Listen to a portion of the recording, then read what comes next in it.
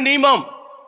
మోషే అహరోనులను నిలిపింది, మోషే అహరోనులను నడిపిస్తున్నది, మోషే అహరోనులను నిలబెట్టుకున్నది దేవుడు. ఆయన తన పని కొరకు వాళ్ళిద్దరికీ తన వాక్కునిచ్చి తన ప్రత్యక్షనిచ్చి ఆయన నడిపిస్తూ ఉంటే ఈ కోరహు ఏం చేశాడు తెలుసా? దేవుడు నియమానికి విరుద్ధంగా అడుగులు వేస్తున్నాడు. అలాంటి మనస్తత్వం మన సంఘాల్లో కానీ మన కుటుంబాల్లో కానీ ఉండకూడదు.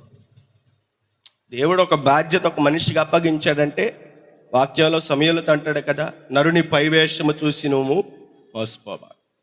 నరుడి పైవేషం కాదు చూడాల్సింది.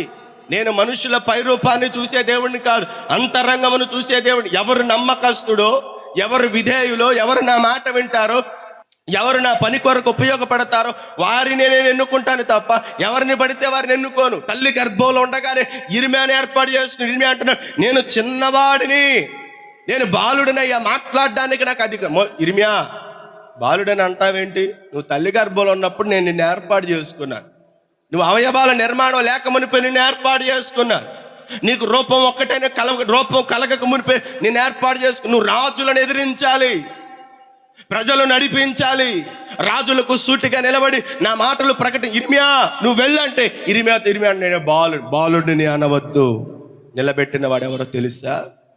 నిన్ను రాజుల యొద్దకు పంపిస్తాను, రాజులతో నిన్ను నిలబెట్టి రాజుల కొరకు నిన్ను మాట్లాడిస్తానని చెప్పి దేవుడే అన్నాడు. దేవుడి నియమం అది, మనుష్యుల నియమం కాదు. ఎవరిని ఏర్పాటు చేసుకుంటాడో, ఎవరిని ప్రత్యేకపరుచుకుని ఎవరిని నిలబెట్టుకుంటాడో దేవుని చిత్తం అది. దేవుని నియమానికి ఎవరైనా కట్టుబడాల్సిందే, ప్రశ్నించడానికి తగదది. ఎందుకోసమో తెలుసా? దేవుణ్ణి ప్రశ్నించగల సామర్థ్యం ఎవరికైనా ఉందా? అన్యుడు